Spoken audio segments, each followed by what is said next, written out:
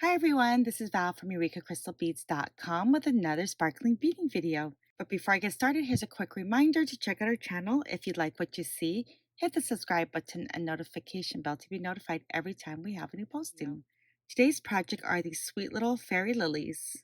The products we'll be using for our fairy lilies today are these daggers. Now when you see daggers, some people think fringe, I think flowers. I think they look like little daisy petals or lily petals. So I'll be using those daggers. We'll also be using some 11OC beads to case my petals. We'll be needing some bead caps, some 6mm bicones, and some 4mm bicones. We'll also be using a head pin to join some pieces together. To string them together, you'll be using some Supple Max Clear, and I may be using some wire later just to play with later if I want to show you how to join them together. And tools, you need some basic tools. You'll need your wire cutter, flat nose plier, and round nose plier. You could also use the scissors to cut your Supple Max. So ordinarily I would use a clear Supple Max type of monofilament, but because it's so clear, it's a little hard to see what I'm doing. So I'm going to use a darker filament, a black filament, and so it's easier for you to see. Just keep in mind it is a little bit bouncier and stiffer than the clear. So if it looks stiff, don't worry, your clear would be much nicer. So I went ahead and I strung on 18 inches of my filament here. I strung on 5 of these daggers, and I was sewed back through all 5 with one end of my line. So now my ends of my line look like this coming out of your daggers, plus you have this little loop over. So we're going to just tie our ends into a knot.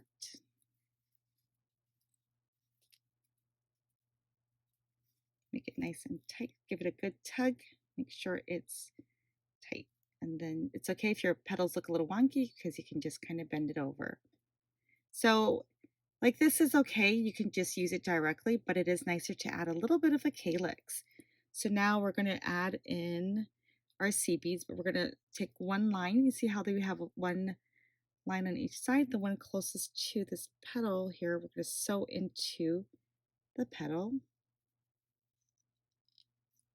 So we have our line coming out one from each side of our petal.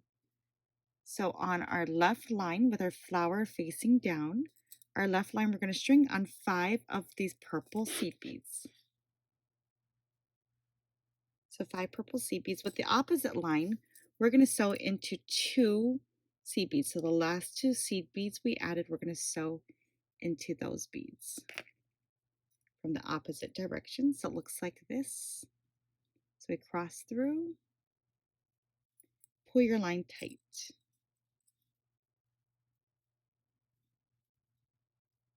And you want to make sure your petals always go down. Okay, so here, it looks like we have these little 5 seed beads looped over the first dagger. Now this lower line, you see now your line, there's a definite lower and upper line. So the lower line is going to sew into the next petal. Like this, so you see our next line. Okay, so the upper line, we're going to string on now 3 seed beads. Opposite line, we're going to sew into the last bead, 2 beads added, just like this. Pull your line tight, and you see how it's creating that little calyx going around. So I'm going to repeat this step another 2 times, and I'll be back. Okay, so here we are. So we just added on our next 2 calyxes. And now we're going to finish off this last part. So this is our last petal here that we need to sew through. So this lower line, we're going to sew through this petal and up these 2 seed beads. So through this petal, up through these 2 seed beads.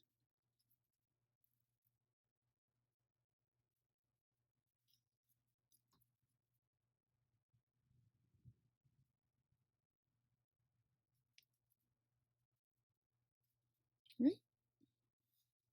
And then we're going to add 1 seed bead onto our line, onto our opposite line, and our right line that went up through the 2 seed beads is going to cross through this last bead added. Right? and pull that line tight. So now we have, if you look on the top, we have 5 seed beads that are kind of sitting on the top. So I'm going to take my right line and I'm going to sew through all of those 5 seed, all through the, I guess, 4 more seed beads. And this is going to tighten up this calyx.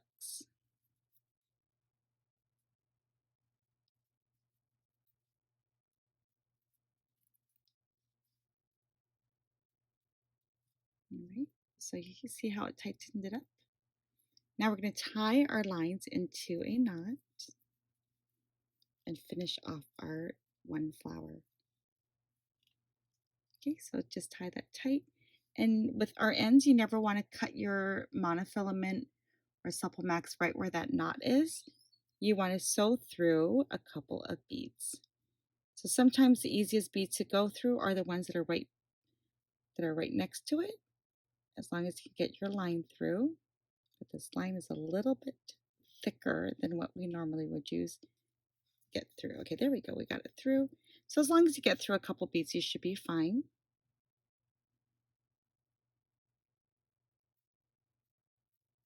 Okay, there we go.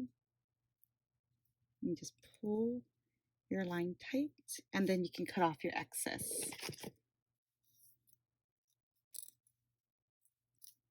Just like that. So now you have one complete flower. So I have this fairy lily here that I made, and this is the 5-petal one we just finished.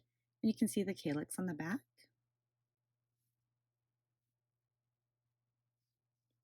And I also want to show you can make them with different quantity petals just to give you variation. So I have a 4-petal, a 5-petal, and a 6-petal flower. And depending on what I want to make, I may need different quantities of petals. So, you have all these cute petals and all these really cute flowers, and you think, what will you make with them? So, on our Eureka Crystal Beads YouTube channel, you can find on our video list, there is a necklace called the Sparkling Fairy Lily. So that one is a tutorial on how to make kind of a really pretty necklace, and that comes with our, the beads came from our poppy collection, and that was all done in red. So this one I'm just trying to do some fun colors, whatever I have. And on our website, actually, we have some gorgeous colors. We have a whole bunch that are etched, and I really think the etched ones are quite gorgeous. I just didn't have any with me at the moment to play with. But the etches are gorgeous. They are, there's metallic and there's opaque colors. They also come in a smaller size petals, like a couple different sizes, and you can certainly do this exact project using those smaller daggers as well. So I'm going to show you my favorite, quickest product to make using one of these lilies. And this one here, you just took a head pin. So this is a 1.5-inch head pin. I added on 5 11-0 seed beads and 1 4mm bicone. To this, I'm just going to string on my first fairy lily. You can put a bead cap in here if you want or not. And I'm adding a 6mm bicone. That's it. And so from here, I will cut off, so I have only about 3/8 of an inch of wire above my bead. I'm going to hold my beads down, and with my round nose tool, I'm going to just make a circle. Just make a loop with my wire, and that is actually it, just like this. So from here, you can add it to an earring or make the sparkling fairy lily necklace. And you can actually turn this upside down and run the head pin through from the top down. So we're going to go from here and run the hem pin out and be hanging, making a loop on the stem instead. But this is really cute if you wanted to make an earring or a charm. Another thing, if you wanted to do layering, I took the same pin. I took a head pin I put 6 seed beads on this one and a 4mm crystal. And what we're doing is we're going to add on now our 5-petal. And you notice this one does not have any calyx on the bottom. And that's okay for this one. I'm just trying to see if I can do something different with it. It's going to give it a different look. And now I'm adding on the 4-petal. From here, I'm going to add on this little bicone. So I just have a 4mm bicone. It's a different kind of color. And we're going to also do the same thing. So you can wire wrap or you can just make a loop. It's up to you. So I'm going to cut my wire, have a little excess over the top, and just take my tool and roll until I just have a loop at the top.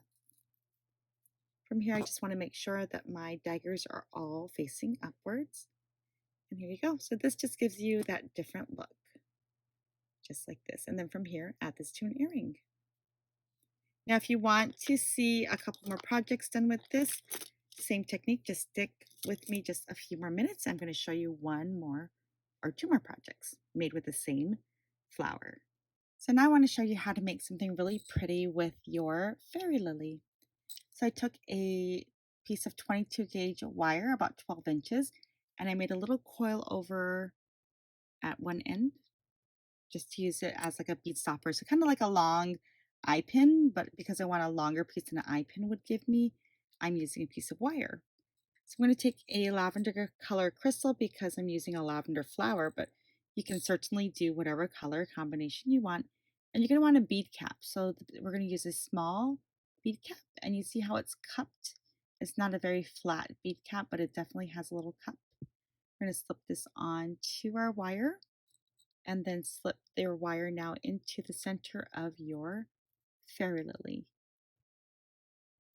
Come out from the end, add a 4mm bicone and one size 11 seed bead in a green. Okay, so now you have all these pieces and you bring it all the way to the end where your coil is. From here, you take your round nose tool, hold it about 3/8 of an inch above your project and push down on your project while you make a simple wire wrap loop. So I made a loop and I'm just going to take my long wire and roll that over, wrap it around to make a wrapped connection. Okay, so now I'm just going to pull my wire facing down. I'm going to string up a bunch of seed beads. I'm actually going to try to fit up maybe about 6 inches or 7 inches of seed beads, and I'll be back. So I strung the seed beads on the wire just like this, so it looks like a long snake of green. And I'm just going to take my end and give it a little trim because maybe it's a little bit long for what I need. So I'm just going to cut some off. And with my flat nose tool, I'm going to take my end and kind of give it a little, like a little bend over or curl over.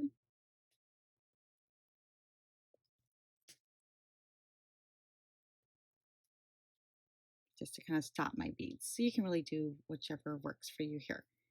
I don't want to make it too tight. I want to give it a little bit of slack. Okay, so from here, the fun thing about it is it's a wire. So imagine you can just curl this wire around, wrap it around a napkin. You can even do like many of these little flowers together. You can wrap around like a napkin ring for a fun dinner party. You can add it to a planner book, like the spiral of a planner notebook. That'd be kind of fun. Or you can even stick it around a pen. Because it's a wire with the beads on, it actually keeps the wire to be a little bit more forgiving. You don't have to worry about the wire getting bent out of shape quite as much. It's kind of fun. And for this one, it's kind of like a fun flower tassel type of looking, and it can be like a really long earring or as a pendant. So this one, I use that 4, 5, and 6 petal technique, but this one I did add the calyxes to them.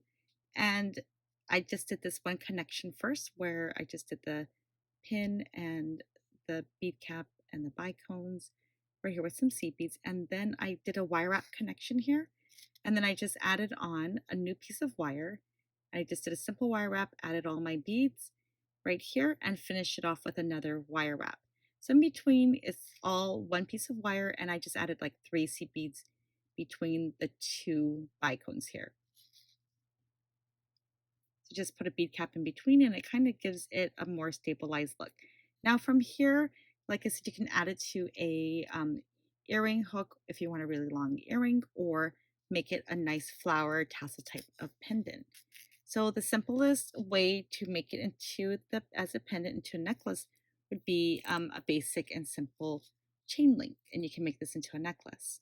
Now you can also do another idea I thought would be fun to do a beaded rope that you can do with seed beads, and you can do a nice beaded rope, and you can hang this from there with like a bigger jump ring, or make maybe like a little loop of seed beads to join it.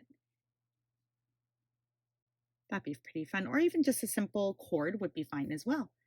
I hope you enjoyed this tutorial, and like always, you can find all of our supplies and more on EurekaCrystalBeads.com. Thanks for joining us.